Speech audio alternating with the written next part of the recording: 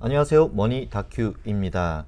자, 오늘 시간이 조금 이른 관계로 제가 지금 사무실인데 도로상에 조금 잡음이 있을 수 있다는 점 양해 부탁드리겠습니다.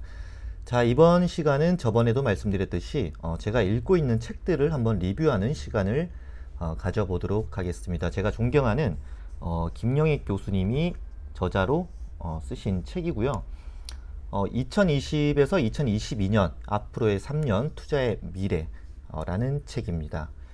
자, 목차로는 이런 것들이 있으니까요.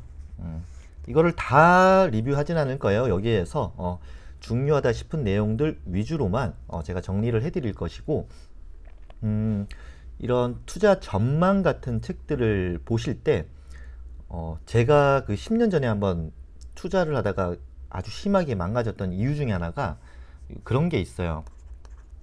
그 2020년도부터 2030 이렇게 10년 앞을 내다보는 이런 전망에 대한 책들은 정말 참고만 해야 되지 단기적으로 일어날 가능성이 굉장히 미흡하기 때문에 이렇게 2, 3년으로 끊어진 이런 저서들을 위주로 보시기를 권장드리겠습니다.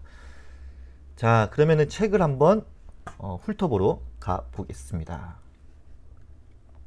자, 일단은 제가 가장 소름 돋았던 것 중에 하나죠. 이 책이 작년에 나왔겠죠. 2020년도부터 뭐 3년을 봤으니까 여기 보면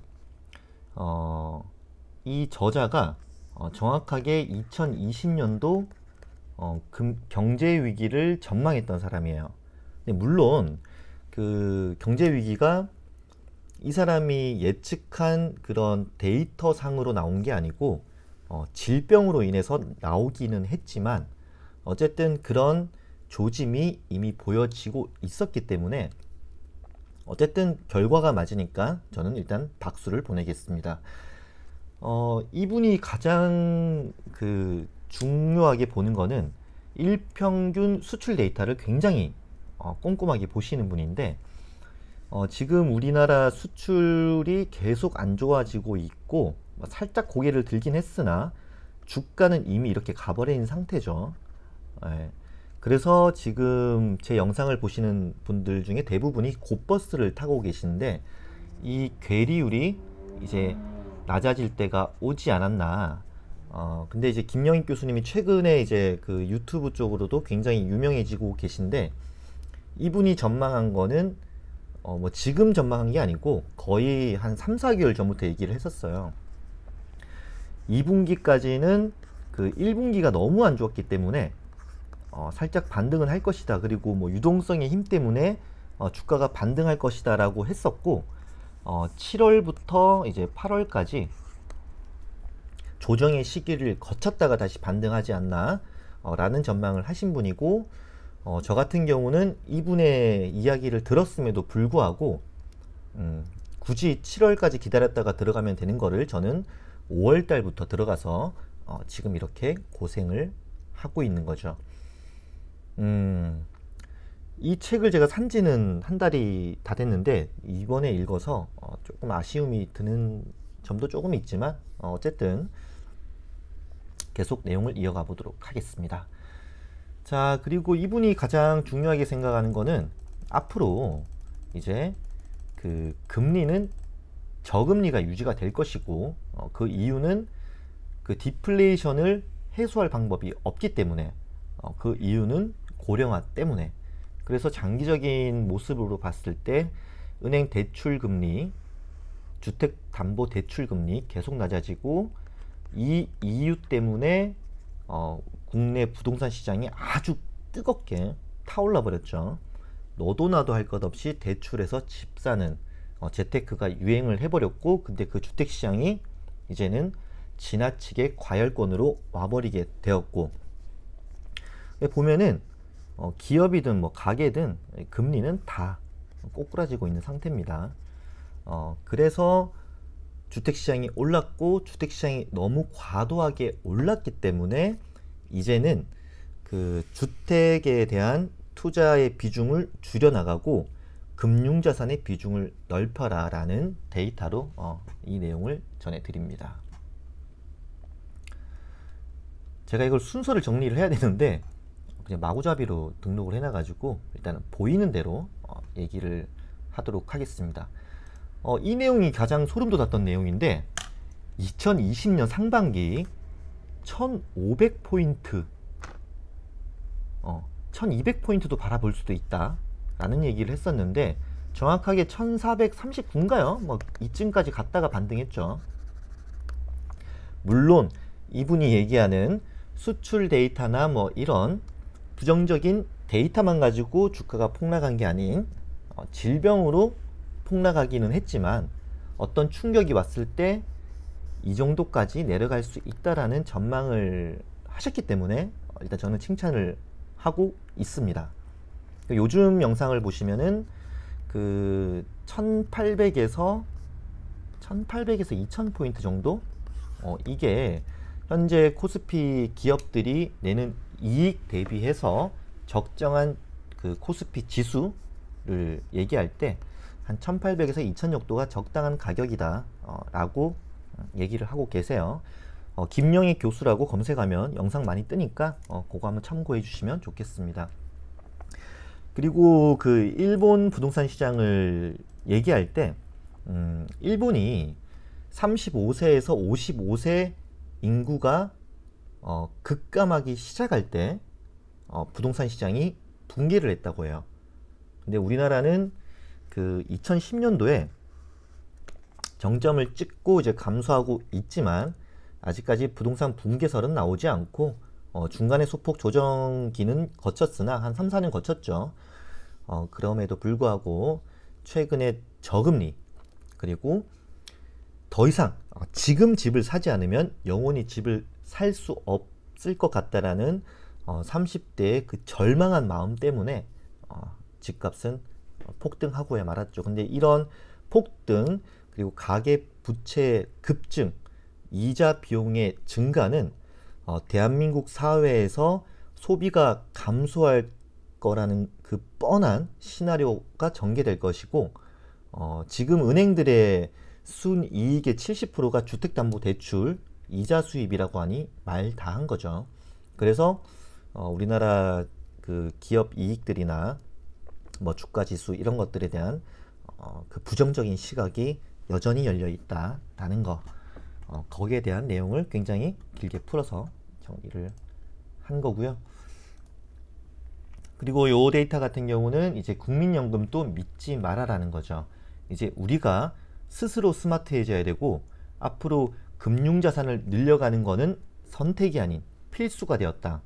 과거 뭐 10몇 년 전만 해도 금리가 10%대인 세상에서는 저금만 해도 노후가 준비됐지만 지금 0%대 금리는 우리가 저축만 가지고는 절대로 노후를 대비할 수 없고 평생 일을 해야만 밥을 먹고 외식을 할 수 있는 세상이 왔다라는 거, 그 점을 강조하고 있습니다.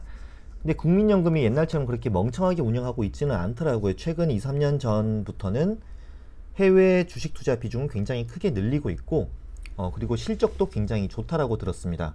물론 코로나 사태로 인해서 단기적인 손실은 어쩔 수 없지만 그래도 국민연금이 그런 수익률이 높은 자산 쪽으로 눈을 돌렸다라는 것은 굉장히 긍정적으로 평가할 만하고요. 하지만 이번 사태로 인해서 아주 장기간 그 대공황이 와버리게 된다라고 하면 지금 이 국민연금 고갈 속도가 더 빨라질 수는 있겠죠. 그래서 어쨌든 금융자산에 대한 우리 대한민국 국민들의 인식 그리고 체계적으로 공부해서 장기 투자할 수 있는 능력 그리고 가장 중요하게 얘기하는 거는 10년, 20년, 30년 평생 동안 이 금융자산에 대한 투자를 늘려가되 태풍은 피해가자. 태풍은 피해가자는 거죠. 일본처럼 뭐 잃어버린 20년을 경험해버리게 되면 아주 고점에 물렸을 때 본전까지 회복하는 데만 10년 이상이 걸릴 수도 있기 때문에 이 책에서 가장 강조하는 것은 태풍은 피해가자. 그리고 참고로 김영희 교수님도 최근에 인버스 투자 비중을 굉장히 늘려가고 있다라는 솔직한 이야기를 해주셨는데 인버스에 투자하는 투자 방법 중에서 가장 중요한 거는 절대로 인버스는 장기 투자하지 마라. 그리고 물론 이분은 곧버스가 아닌 그냥 인버스이기 때문에 5% 손실이 났을 때는 바로 손절을 해라. 그리고 현물 투자를 할 때 해지 수단으로 인버스를 하는 거지 인버스로 어떤 고수익을 기대는 하지 마라라는 것을 강조를 하셨던 분이고 저는 그 투자 방식을 무시하고 지금 3개월째 물론 장기 투자는 아니지만 어쨌든 실물 경제와 단기 급등한 주가의 괴리율은 낮아질 거라는 그 확신 때문에 본의 아니게 장기 투자를 하고 있습니다. 전문가 말을 들어야 된다는 사실을 요즘에 좀 뼈저리게 느끼는 나날들이고요. 그리고 이분이 또 소름 돋게 맞춘 거는 올해부터 이제 금값이 굉장히 큰 폭으로 오를 것이다라는 것도 정확하게 맞췄던 분이에요. 근데 금값 이외에도 비트코인을 굉장히 좀 긍정적으로 보시더라고요.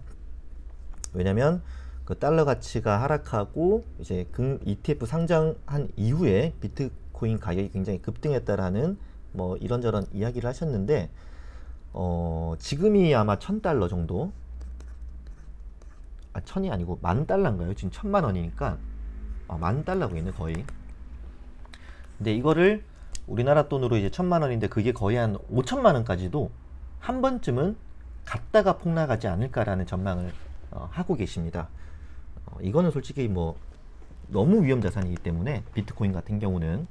근데 이제 금값 같은 경우는 코로나 사태로 인해서 미국이라는 나라가 너무 심하게 돈을 찍어버렸고 그 찍어낸 돈들은 불안한 경제와 그리고 안전자산을 선호하는 심리가 강해질수록 금값은 계속 강해질 것이고, 그리고 이분이 책을 쓸 때는 금값이 거의 뭐 한 1200 정도 선? 지금 거의 한 뭐 1800까지 갔으니까 이분이 전망했을 때 금을 사 모았으면 지금 최소한 20-30%는 수익을 냈겠죠. 근데 지금 끝이 아니다. 금값은 앞으로 2000 이상 오를 것이다 라고 전망을 하고 계시고요. 근데 그거는 어쩔 수 없는 시기인 것 같고, 금값이 상승하는 거를 못해도 한 2021년도에서 2022년도, 그러니까 뭐 지금부터라도 사 모아도 괜찮은 투자 방안으로 금에 대한 투자 비중을 늘리라는 이야기를 정리해둔 내용이었습니다. 자, 이 내용이 지금 뭐 앞뒤로 왔다 갔다 하고 있기 때문에 그 점은 조금 참고해서 봐주셨으면 좋겠어요. 자, 그리고 미국의 실제 GDP가 죄송합니다. 그 잠재 GDP를 초과했고 서비스업 중심으로 고용이 굉장히 큰 폭으로 증가했죠. 물론 그 트럼프 이전부터 증가해왔는데 그것을 잘 유지해왔고, 어쨌든 고용이 굉장히 늘고 실업률을 낮췄고 미국 경제는 화랑을 거의 10년 동안 경험하고 있는데 이번 사태로 인해서 이 고용 충격이 왔죠. 그리고 이것은 소비 충격으로 이어질 것인데 어마어마한 그 재정 지출로 실업도 막아줬고 재난지원금으로 소비도 급락하는 것을 막아줬고, 근데 그것을 하기 위해서 그 2009년부터 거의 2015년도까지인가요?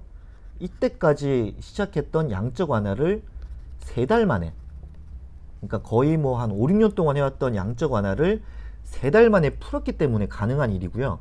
근데 이것은 지속될 수 없다라는 거는 누구나 다 알고 있는 사실이고, 그리고 연준 입장에서는 지금 현재 포지션에서는 이렇게 돈을 찍어대다가는 정말 2차 팬데믹이 왔을 때 카드가 전혀 없다라는 점 때문에 지금 계속 그 자산을 축소하려는 모습이 보여지고 있다라는 거. 그래서 단기적으로는 주가가 조정받을 것은 어쩔 수 없다라는 의견이죠. 물론 이거는 작년에 쓰여진 책이기 때문에 지금 내용은, 지금 상황은 모르는 상태에서 쓰여진 책이에요. 근데 어쨌든 미국의 서비스업, 이런 소비가 GDP의 70%를 차지하는 나라이기 때문에 굉장히 위험하다라는 거는 변함없는 점 같습니다. 그리고 김영익 교수가 그 올해 하반기부터 중국의 경제 성장률을 굉장히 긍정적으로 평가하신 분이에요. 물론 단기적으로 굉장히 큰 충격은 있겠지만 중국 경제는 이제 고정 투자가 줄어들고, 왜냐하면 지금 초과 공급이 너무 심하고 기업 부채가 너무 과도하기 때문에 이것을 이제 줄여나가고 이제 돈이 많은 중국인들이 소비를 증가하면서 크로스를 경험하며 단기적으로는 큰 충격이 있지만 장기적으로는 소비 서비스업, 그러니까 소비가 증가하면서 중국 경제는 성장할 것이다. 그 중에서도 중국 내수주, 뭐 우리나라로 치면 뭐 농심이라든지 뭐 CJ 제일제당 같은 뭐 이런 내수주 중심으로는 굉장히 큰 폭으로 성장할 것이다 라고 전망하셨던 분입니다. 올해 하반기부터. 와, 근데 3일 전부터 중국 증시 급등하고 있죠. 막 이런 것들을 보면서, 물론 이게 뭐 정확하게 맞췄다라고 뭐 말하기에는 조금 뭐 이런 편차가 있겠지만, 너무 아이러니하게 시기가 너무 절묘하게 딱딱 맞고 있어가지고 조금 소름 돋는 책이기는 합니다. 그래서 여러분들도 한번 꼭 읽어보셨으면 도움은 되실 거라고 믿어요.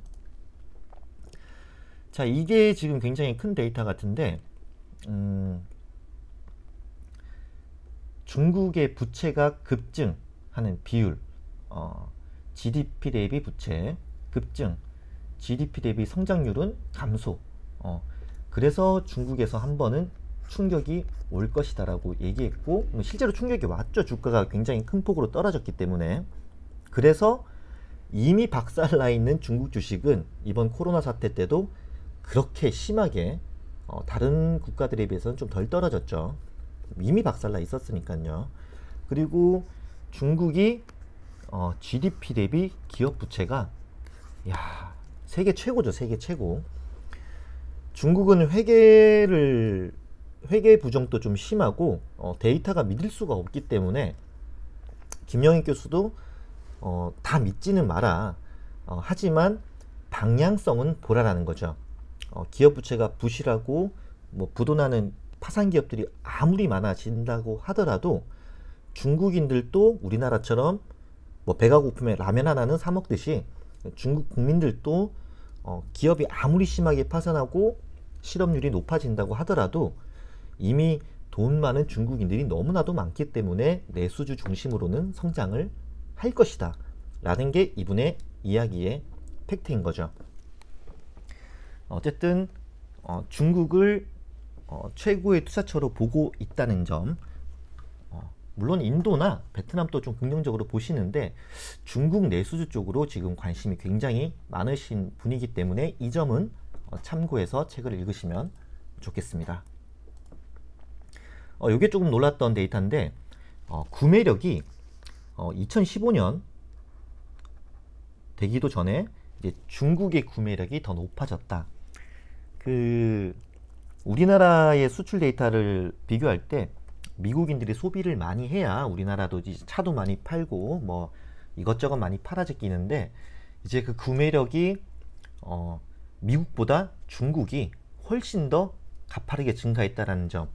그래서 앞으로 세계 경제가 중국이 뭘 소비하는지, 뭐 금값 같은 경우도 중국이 한번 투자를 시작하면 엄청나게 오르듯이 중국이 뭘 사 먹고 중국이 어디 놀러 가버리면 한 나라의 경제를 쥐락펴락 할 수 있는 국가가 이미 되었다. 최근 같은 경우 한 가지 예를 들면 이제 중국이 그 호주 쪽으로 무역 제재가 시작됐죠. 그래서 뭐 지금 전 세계가 비슷한 흐름으로 주가가 움직이는데 호주만 떨어지는, 중국이 그런 발표 한번 하자마자. 그래서 중국의 영향력이 지금 어마무시하다라는 거.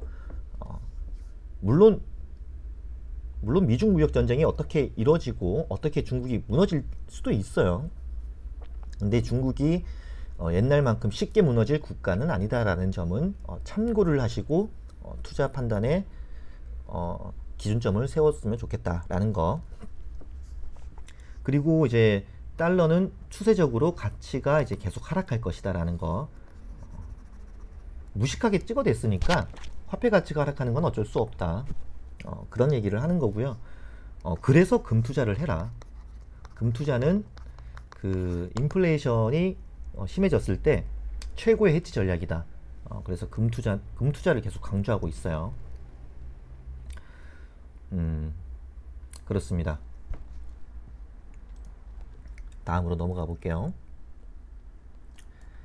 자, 이분은 여기 내용이 나와 있네요. 제가 해놨구나. 그래서 지금 중국이 미국 국채를 굉장히 많이 보유하고 있는데 이거를 다 팔아제끼고 금을 살 수도 있어요. 뭐 미국에 한번 큰 충격을 주기 위해서. 물론 그게 뭐 단기적으로 일어날 일은 아니지만 이분은 2019년도부터 금을 사모아라라고 얘기했는데 정말 금값은 상승했고 달러 가치는 그 단기적으로는 그 질병 때문에 올랐으나 지금 잠깐 하락 추세에 있죠. 근데 또 한 번 2차 팬데믹이 오고 큰 시장 충격이 온다고 하면 단기적으로는 달러 가치가 또 급등할 수는 있으나 장기적으로는 우하향할 것이다 라는 게 이분의 입장이라고 보시면 되겠습니다. 그리고 유로존의 경제를 굉장히 좀 부정적으로 보고 있더라고요. 왜냐하면 유럽 같은 경우는 통화 같은 경우는 뭐 유로화로 다 통일이 돼 있지만 각 나라별로 그 경제 상황이 다르고 경제가 좀 힘들면 달러 가치 뭐 화폐 가치가 좀 떨어져서 뭐 세계에서 여행도 좀 많이 오면은 뭐 서비스업이 좀 뭐 활성화가 된다라든가 막 이래야 되는데 뭐 이거를 통합해 버리니 유로화가 강세가 돼 버리면은 그 힘이 없는 나라들은 수출이 더 감소를 해서 악영향이 계속 미치는. 그래서 유럽 국가들끼리 이제 재정 정책이라든지 뭐 이런 것들을 다 이제 통합을 해서 운영을 하게 되면 어떤 좀 잘 안 되는 국가들에게는 좀 어떤 지원을 좀 해주고 막 이렇게 되는데 단순히 화폐만 통일했기 때문에 지금 부작용이 계속 일어나고 있는 그런 점을 빗대어서도 얘기하고 어쨌든 유로존 같은 경우는 계속 좀 경제를 좀 불안전하다라고 판단을 하고 있는 것 같습니다.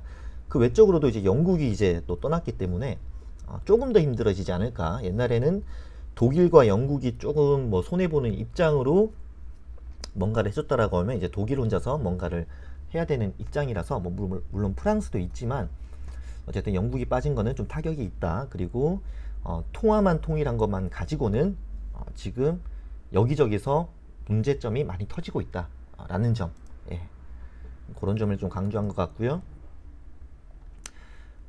그리고 일본 경제는 뭐 다 아는 내용이니까 뭐 간단하게 얘기 드리자면 이제 디플레이션의 함정에서 아직까지도 빠져나오지 못했다. 뭐 탈피 조짐은 있지만 이 고령화 사회로 인한 그 소비가 굉장히 위축됐고 쓸데없이 한국 때리다가 오히려 두드려 맞은, 그리고 지금 강력하게 미국 편을 들고 있는데 중국한테도 좀 두드려 맞을 것 같은. 그리고 이번에 아베노믹스가 굉장히 추구했던 거는 그게 어제자 기사에 나왔을 거예요. 아마 일본에도 연금을 그 운영할 거 아니에요. 그 아마 그 올해만 140조인가요? 140조인가 뭐 1400조인가 하여튼 손실을 봤다고 합니다. 일본은 그 원래 이제 빚이 너무 많아서 좀 문제가 있고 이제 그 연금도 손실액이 너무 커서 이제 연금 지급액도 줄어들고 있다고 해요. 근데 이런 불경기가 심해지면은 더 안 좋아질 거고, 그리고 일본 주가가 올랐던 거는 정부 차원에서 그 국민연금을 위험한 주식자산에 너무 지나치게 투자를 해서 좀 강하게 좀 끌어올렸다라는 점, 그게 지금 굉장히 그 일본 사회를 조금 뭐라고 할까요? 좀 불안하게 하는 요소. 지금 이게 이번에 터져가지고 올해뿐만 아니라 그 과거에도 굉장히 큰 손실이 계속 유지가 됐다라고 합니다. 그래서 지금 굉장히 아베 지지율도 거의 폭락을 하고 있고, 아이러니하게 우리나라만 아베가 더 됐으면 좋겠다라고 얘기는 하고 있다고 하더라고요. 근데 사실상 일본이 좀 이렇게 멍청하게 해줘야 우리나라가 좀 더 성장할 수 있기 때문에 뭐 저도 개인적으로는 아베가 좀 더 했으면 좋겠다라는 생각은 있습니다. 사실 뭐 제가 정치는 잘 몰라서 요 점은 패스. 하지만 일본 경제가 굉장히 위험하다. 앞으로 이런 주가 급락 이후 일본 경제는 좀 부정적으로 보는 시점. 근데 이제 인도 같은 경우는 굉장히 긍정적으로 예측을 하고 계세요. 일단은 인구. 중국도 그 어마어마한 인구, 그리고 어마어마한 그 투자가 들어왔기 때문에 경제 성장을 할 수 있었고, 어쨌든 그 저렴한 노동력 그리고 어마어마한 인구는 인도 경제를 굉장히 긍정적으로 바라볼 수 있는 지표고, 그리고 그렇게 진행이 되어 왔었고, 근데 이번 그 질병 사태에서 미국 뭐 이렇게 하여튼 그 피해국으로 봤을 때 거의 탑5 안에 들기 때문에 인도도 단기적인 이런 큰 충격은 벗어날 수 없다. 그리고 뭐 지금 중국이랑 인도가 굉장히 으르렁대고 있죠. 얼마 전에 뭐 사람 그 군인도 사망할 정도로 크게 한번 부딪혔는데, 이런 무역 그 군사적 충돌이 이제 무역 충돌로 번지고 뭐 이렇게 하다 보면은 어쨌든 뭐 좀 악영향은 있을 것이다. 하지만 장기적으로 봤을 때는 인도도 중국처럼 더 크게 성장할 것 같다라는 게 김영익 교수님의 의견입니다. 요거 전에 베트남 이야기가 있는데 베트남 이야기가 없네요. 베트남도 굉장히 긍정적으로 바라보셨는데 베트남 지표가 날아간 것 같습니다. 어쨌든 베트남도 굉장히 좀 긍정적으로 바라보는 국가 중에 하나로 생각을 하고 계신다는 점 참고드리고, 그리고 김영익 교수가 얘기하는 우리나라가 앞으로 그 선진국에서 더 크게 성장을 하려면 금융을 발전시켜야 된다. 지금 우리나라 은행의 가장 큰 문제점은 은행들의 이익이 70%가 다 그 주택담보대출 이자 수입이라는 점, 아까도 말씀드렸지만 그게 가장 큰 리스크 중에 하나죠. 왜냐하면 부동산이 붕괴됐을 때 은행이 도산할 수 있다라는 그런 점들 때문에 은행 주가는 계속 오르지 못하는 거예요. 뭐 미국이나 이런 선진국 그 금융 강대국들은 은행들이 굉장히 효율적으로 운영을 하기 때문에 수익률도 좋고, 그 수익도 굉장히 그 매출 비중이 한 곳에 치우치지 않고 이렇게 부분 잘 쪼개져서 이렇게 운영이 되는데, 우리나라는 뭐 무조건 담보대출이죠. 무조건 담보대출이고, 그리고 그렇게 이익이 많이 난 것들의 대부분을 이제 다 배당금으로 외국인들이 가져가 버리고, 굉장히 뼈아픈 현실이죠. 금융이 약해진 나라. 건전성이 안 좋다라는 건 아니고 은행이 그렇다는 얘기고, 그리고 이제 남북 경제협력 사업 전망 효과 뭐 이거는 요즘에 좀 많이 빠그라져 가지고 뭐 당장은 있을 이야기가 아니지만, 남북 경협주 이런 것들을 투자를 하는 거는 긍정적으로 바라보되 그 기업이 왜 남북이 정말 가까운 통일이 됐을 때 수혜를 보는지에 대한 디테일한 공부를 하고 접근을 해라 라는 점이고, 그래서 진짜 만약에 그 북한이 경제 개방을 했을 때 그 시너지 효과는 엄청나다라는 점을 얘기하는데, 사실상 요거는 최근에 너무 심하게 좀 빠그라졌고, 최근 나오는 루머 같은 경우는 중국이 통일이 된다, 우리나라랑 북한이 통일이 된다고 하더라도 그 중국, 러시아, 미국, 일본 이렇게 넷이서 땅 따먹기를 한다는 얘기가 있어요. 근데 이게 굉장히 신뢰도 있는 이야기라서 우리가 한민족이 돼서 이 통일이 됐는데 엄한 나라들이 북한을 나눠 먹겠다라는 근데 이런 식으로 전개가 돼야 앞으로 추가적인 전쟁을 막을 수 있다라는 거. 왜냐면 선진국들이 북한을 다 주둔하고 있기 때문에 누구 하나 쉽사리 그 군사 도발을 할 수 없다라는 거죠. 왜냐면 이거는 요새 일본은 좀 약해졌긴 한데, 어쨌든 중국, 러시아, 미국은 군사력으로는 거의 뭐 세계적으로 강력한 국가들이기 때문에 뭐 하여튼 자기네들끼리 다 해먹겠다라는 얘기죠.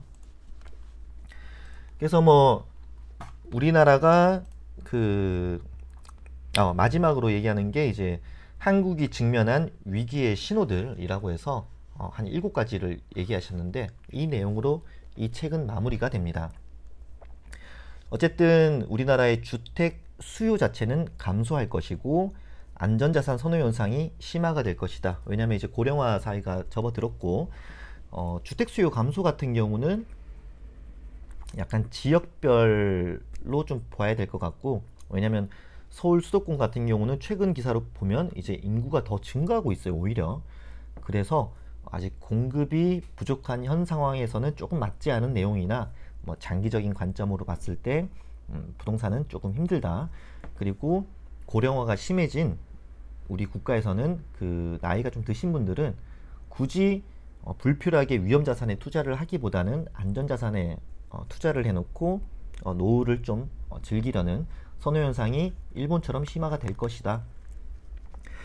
그리고 이제 모든 게 자동화, 이제 로봇이 우리 인력을 대체하는 세상, 그리고 플랫폼 기업들이 나와서 작은 자영업자들을 다 죽이는 이런 현상들을 통해서 고용은 감소가 될 것이고 디플레이션은 어쩔 수 없는 현실이다. 거기에다가 이제 원화가 강세 흐름까지 보여지는 조짐이 있기 때문에 일단은 그 환율을 볼 때 그 중국의 환율을 보면 된다라고 해요. 근데 중국이 지금 환율을 낮출 수가 없어요. 어마어마한 부채, 그리고 최근 같은 경우도 이제 뭐 홍수 피해가 있다라고 하죠. 그러면은 어마어마한 원재료를 수입해서 다시 복구 작업을 해야 되고, 앞으로도 이런 부채 때문에 위안화를 약세로 계속 갈 수는 없다. 그래서 중국도 강세 흐름을 보일 거기 때문에 우리나라도 원하는 좀 강세 흐름을 앞으로 더 유지를 할 가능성이 더 높다라는 그런 점. 그게 이제 디플레이션, 악순환. 그리고 재정적자 확대, 어쩔 수가 없죠. 이제 그 연금 수입은 줄어들 텐데 이제 지출해야 될 돈이 많은 거죠. 왜냐면 너무 많은 노인분들이 계시기 때문에 또 돈도 줘야 되고 뭐 많죠. 하여튼 돈 쓸 때가. 근데 최근에 또 돈을 너무 많이 써버렸기 때문에 또 이렇게 힘들다고 하지만 우리나라가 좀 잘 해결해 나갈 수 있도록 기원 드리는 바입니다. 그리고 세계에서 가장 빠르게 고령사회로 진입했다라고 해요. 이게 고령화 사회가 있고, 고령화가 그 65세 인구가 7%, 근데 고령사회가 이제 14% 도달했을 때 고령사회라고 한다고 합니다. 전 처음 듣는데, 어쨌든 우리나라는 18년 걸렸어요. 뭐 프랑스가 126년이 걸렸고, 미국이 71년, 이탈리아가 61년, 일본이 24년. 근데 뭐 프랑스가 126년 걸렸다라고 해서 우리나라가 초단기로 했다라고 하는 건 조금 어폐가 있어요. 왜냐면 이 국가들은 뭐 어떤 게 있죠. 어쨌든 빨리 죽는 세상에서 이미 고령사회에 진입한 거고, 요즘에는 굉장히 그 평균 수명이 높기 때문에 사실상 65세 이상 사시는 분들이 대부분이잖아요. 그런 것들도 조금은 영향은 있었다라는 점, 요 점은 참고했으면 좋겠고, 어쨌든 지금 고령사회는 어쩔 수 없다. 지금 베이비 부머 세대들이 그때 막 태어날 때가 연간 뭐 100만 명씩 태어났다고 하는데, 지금 우리나라가 연간 출생률이 30만 명 정도라고 해요. 근데 뭐 단기적으로 인구가 급격하게 감소할 가능성은 또 없어요. 왜냐면 우리는 너무나도 오래 살 거기 때문에. 어쨌든 이런 점들을 또 참고하셨으면 좋겠고, 요거 원화가치 상승 아까도 말씀드렸죠. 중국이란 나라가 그 위안화를 지나치게 낮출 가능성이 없고 강세 흐름을 갈 것이다. 그리고 디플레이션 압력 속에서 금리는 하락세를 지속할 수밖에 없다. 그래서 현실이 된 디플레이션, 이거를 우리가 받아들이고 앞으로 투자를 할 때 부동산 투자보다는 금융자산의 비중을 높여가야만이 노후 대비가 될 것이다 라는 이야기를 길게 풀어서 하신 거예요. 근데 제가 이거 딱 직전에 읽은 책이 요런 블록체인 기술 관련한 이런 책을 읽었었는데, 우리나라 그 은행들, 그리고 우리나라 전체적으로 봤을 때 더 빠르게 성장을 하려면 이 핀테크 기술을 이용해서 은행들이 빨리 그 선진화가 돼야 된다라는 점을 강조한 책을 읽었었는데, 어쨌든 우리나라는 아직 금융 쪽에서는 굉장히 취약하다라는 점이 좀 아쉬운 부분이고, 어쨌든 빨리 우리나라도 금융 강대국이 되는 그날이 오기를 기원합니다. 그러기 위해서는 이제 이 영상을 보시는 투자자분들도 굉장히 디테일하게 공부를 하셔서 자기 원칙 매매를 하시고, 뭐 어쨌든 좋은 기업에 투자도 하고 금융자산을 늘려가서 우리나라가 전체적으로 다 미국처럼 성장하는 그런 날이 오기를 간절히 기원합니다. 자, 이번 영상은 투자의 미래, 김영익 강흥보님이 지으셨는데, 어쨌든 이 책 한번 읽어보시기를 강력하게 추천드리면서 영상을 마치도록 하겠습니다. 긴 영상 시청해 주셔서 감사드립니다.